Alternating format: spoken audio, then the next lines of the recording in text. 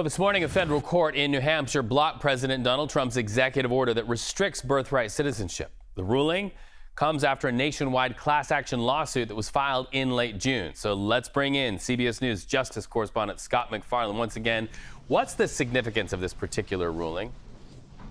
It's quite a statement after a landmark Supreme Court ruling which limited any single judge across America from issuing one of those nationwide injunctions that changes the impact for the entire country.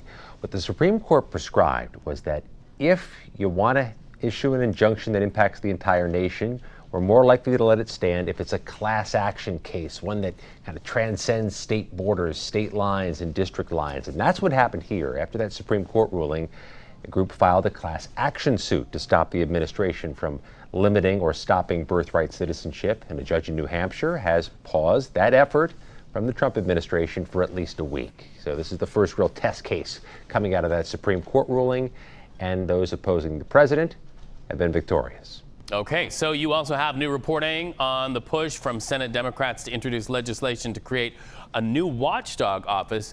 Not only would this office monitor the current administration, but future administrations. What spurred this on?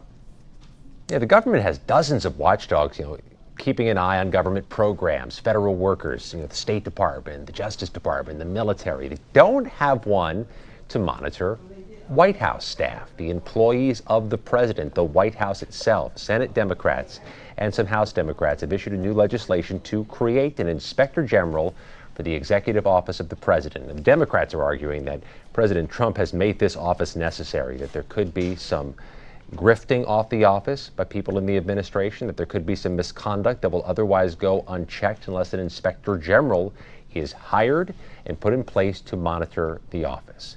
Now, the president's supporters will argue that is Democratic political spin, but this has been tried before by both parties, and Democrats think this moment may be a breakthrough because there are concerns about the president, his staff, and how they're functioning.